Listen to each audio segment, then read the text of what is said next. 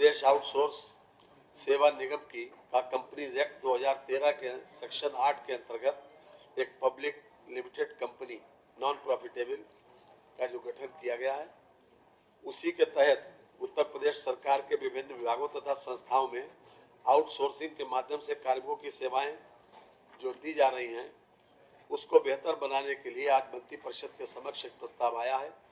इसमें विशेष बात यह है कि नियमित पदों के अगेंस्ट इसमें आउटसोर्स या संविदा पर नहीं दिए जाएंगे। साथ ही साथ जो निगम है वो जेम पोर्टल के माध्यम से सर्विस प्रोवाइडर तय करेंगे, एजेंसीज तय करेंगे और इन लोगों का जो मानदेय है वो 16,000 से 20,000 रुपए तक होगा।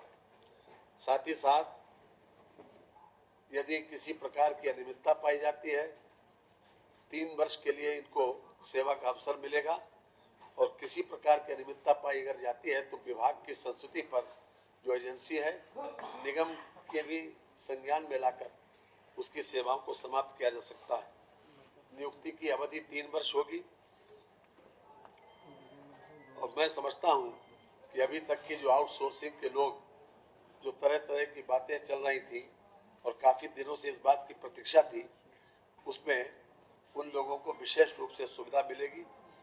इन लोगों को 1 तारीख से लेकर 5 तारीख तक इनका वेतन मिल जाएगा और जितने भी चाहे जो प्रोविडेंट फंड का जो प्रोविजन है, ESI का है, वो सब कुछ इनके खाते में ही जाएगा जो उस कार्मिक होगा, अर्थात जो किसी न किसी रूप में सेवारत होगा उसी के से उसमें जाएगा। अभी तक क्या होता था कि यह सर्विस प्रोवाइडर के खाते में जाता था और तमाम तरीके की शिकायतें इस बात की मिलती थी कि सर्विस प्रोवाइडर ने ये नहीं किया, वो नहीं किया, तो उनको तमाम शिकायतों को किसी भी तरीके से न आए और हर तरह से एक पारदर्शी प्रक्रिया के तहत इन लोगों को सेवा का अवसर मिले।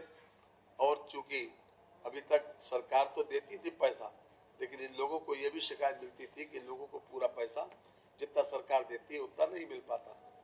इसलिए हर तरह से इसमें एक पारदर्शी प्रक्रिया को अपनाने का प्रयास किया गया।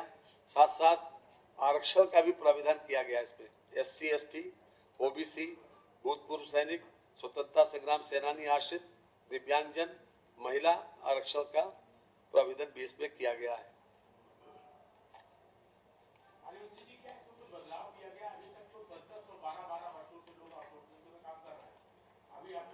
मैंने कहा ना कि 3 वर्ष के लिए किया जाएगा और एजेंसी को वो लोग कंटिन्यू कर सकते हैं। जी जी नहीं, हर साल की बात नहीं है, एक बार तो 3 साल के लिए होगा, लेकिन इन लोगों के लिए काफी व्यवस्था की गई है। क्योंकि अभी तक यदि कि मैटरनिटी अगर महिला है तो मैटरनिटी लीव उसकी व्यवस्था भी की गई है। साथ ही साथ अब तो हो गया जी, और महीने में 26 दिन से इनसे सेवा ली जाएगी और इनकी अगर मृत्यु हो जाती है तो इनको 15,000 रुपए इनकी मृत्यु पर ऊपर देने के बाद अंतिम संस्कार के लिए दिए जाएंगे। मैं इसलिए कह रहा हूं कि पूरी संवेदनशीलता बरती है सरकार ने इस बात के लिए कि हम जो भी आउटसोर्सिंग के कर्मचारी हैं उनको एक सम्मानजनक मानदेय भी मिले और उनकी सर्विस कंडीशन भी बेहतर हो और आरक्षण का भी लाभ उनको मिले।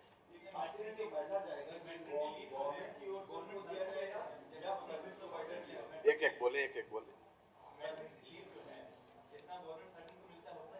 जी। 180 दिन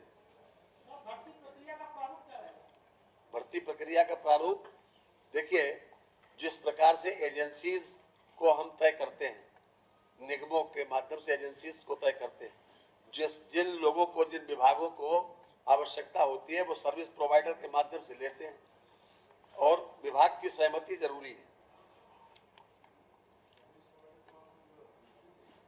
जी हाँ, सर्विस प्रोवाइडर को वो टेंडर पे आएगा ना, जेम पे जो है समझते हैं।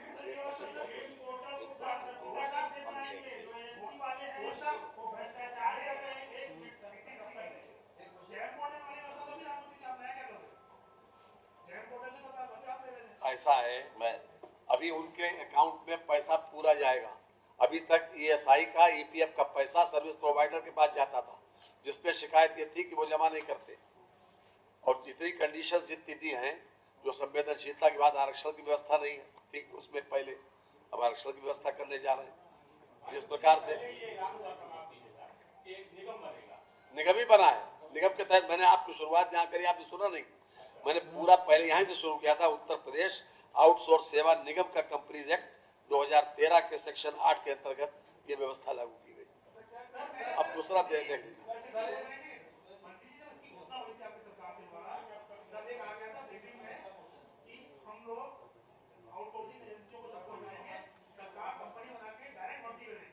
निगम के माध्यम से ही कर रही है, निगम के माध्यम से उनका चयन करेंगे। चयन जो है वो एजेंसीज का चयन उसके माध्यम से करेंगे, निगम करेगा, एजेंसी रहेगी।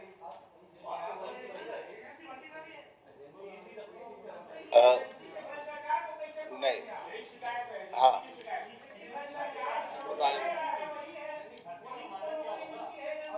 सुनिए सब एक साथ। अच्छा, मैं इसको मैं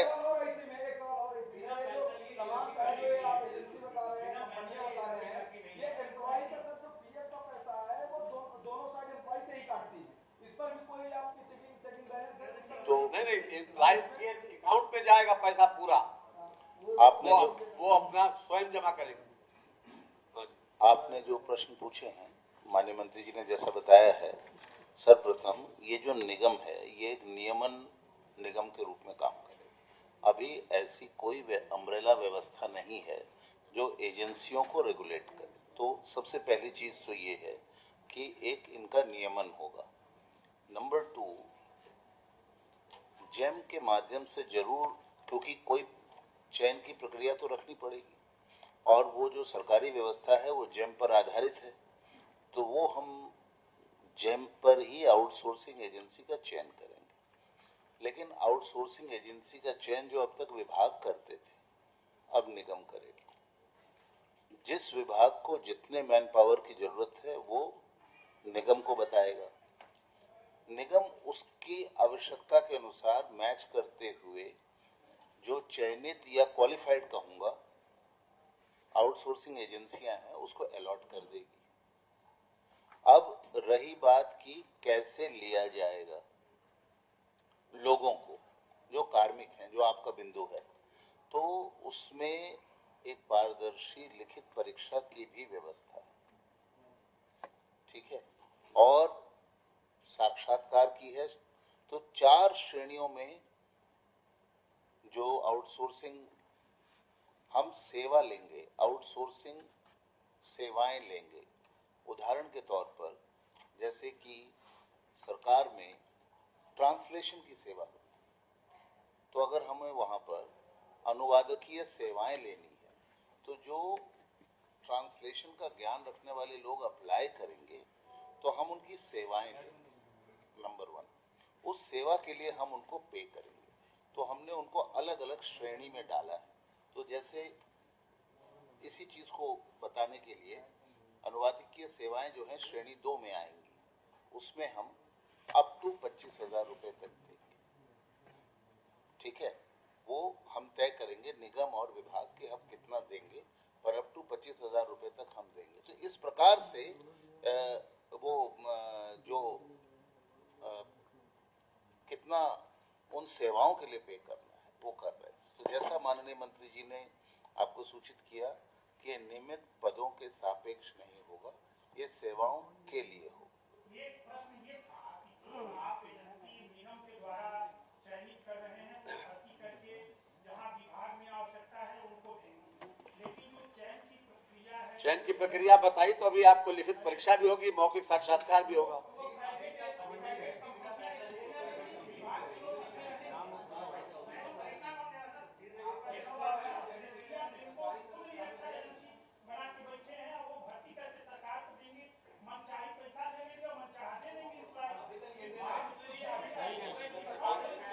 निगम सब कुछ निगम ऐसा है ऐसा सुनिए, ये निगम के माध्यम से होगा।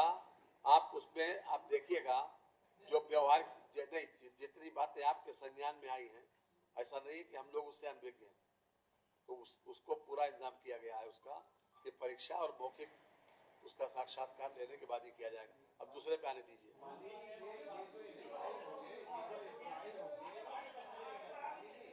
देखिए,